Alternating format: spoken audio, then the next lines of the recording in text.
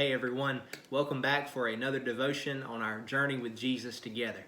We've taken a couple of days to catch up in our Bible reading. I hope you took advantage of that, and today we pick back up reading through Matthew chapter 15. And as we do that, we are reintroduced to a group that has become familiar to us, the Pharisees, the scribes, the religious leaders. And it strikes me how often we find them in Matthew's gospel. As Jesus is teaching and ministering, time and time again, we find the religious leaders close in proximity to Jesus, and yet they themselves never come to personally bend the knee and surrender their lives to the lordship of Jesus Christ. And what a tragedy that would be for us, that if we would open up our Bibles and hear of Jesus, hear the gospel clearly explained, understand who He is and what He can do in our lives, and yet we never personally come to experience the gospel for ourselves. I hope that's not true for you. I hope you know Jesus personally as your Lord and Savior. But for these religious leaders, they come today to Jesus bringing another question, another accusation. And they say, Jesus, why is it that your disciples, they break the tradition of washing hands? Now, we may think that's a little bit bizarre because we still have that tradition, especially in these days. We wash hands, but this idea is not what we would consider washing up before dinner.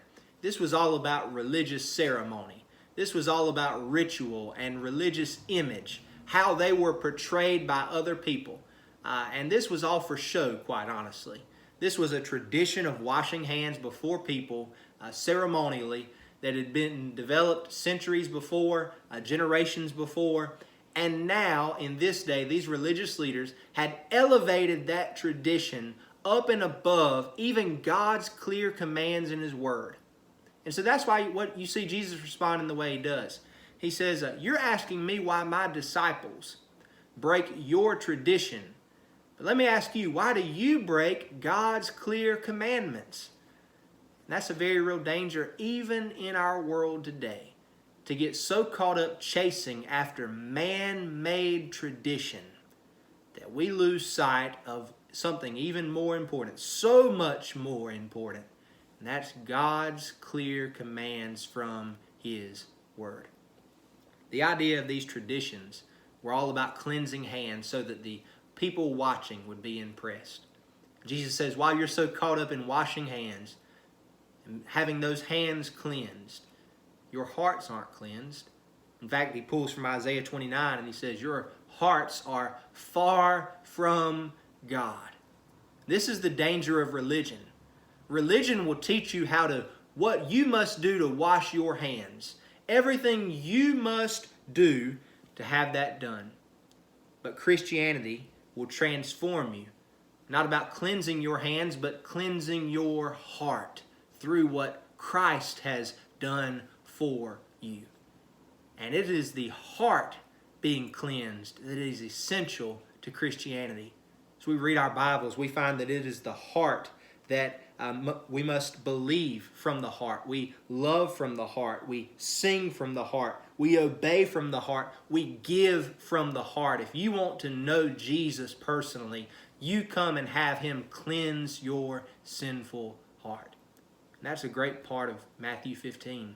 The danger of religion being so caught up in cleansing hands and missing the necessity of having our hearts cleansed by the Savior. It is no wonder that in Psalm 51:10, David prayed, Lord, give me a clean heart, renew a steadfast spirit within me. That ought to be our prayer today too. Lord, cleanse my heart. Make my heart clean and pure and right and holy before you, because more important than what other people think about me is what God knows to be true about me. And I want to be clean in His presence. I want to be centered in His will. I want to know and appreciate His commands for my life much more than any human man-made tradition.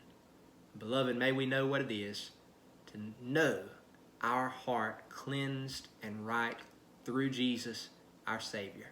Have a good day. We'll see you tomorrow.